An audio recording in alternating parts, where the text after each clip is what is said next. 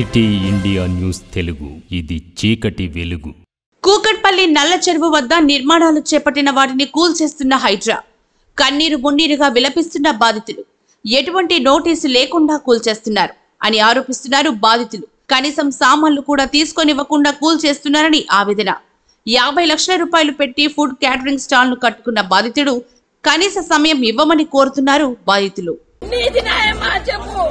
అవును, రెండుకున్న వాళ్ళకు టైం ఇయ్యా, సొంతం కట్టుకున్న వాళ్ళకు టైం ఇయ్యకు. రెండుకున్నాం కదా మేము, మాకేం తెలుసు ఇది దీంట్లో ఉంది అని మాకేం తెలుసు. అమాయకుడు నా కొడుకు రూపాయి కష్టపడ్డాడు. నా కోడలు ప్రెగ్నెంట్ ఉంది. ఒక్క 2 నెలలు టైం అడుగుతున్నాం. 5 ఏళ్ళకి ఇప్పుడు నీళ్లు పోసుకుందయ్యా నా కోడలు. నీ కొడుకు తెలుసు అన్న వంశం అంటే ఏంటి అనేది, పిల్లలు అంటే ఏంటని. మేము ఎంత కష్టపడ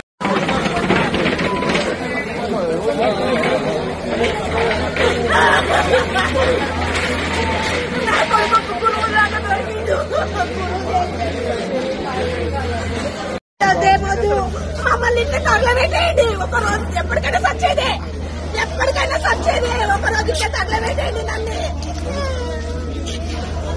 ఈ కొట్లాటలు ఈ కొట్టలు ఇవన్నీ చేయకండి, ఒకరోజు తగలబెట్టేయండి. ప్రాణం మీద నాకు ఆశ లేదు, ఎప్పటికైనా సచ్చేదే. ఇంకేం చూస్తాము.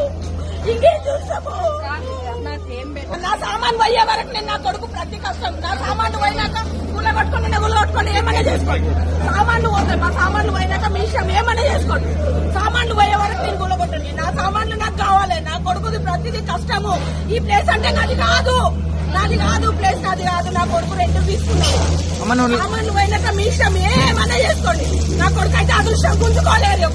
నా కొడుకు ఇంకా డబల్ కడతాడు. నేను రాసిస్తున్నా.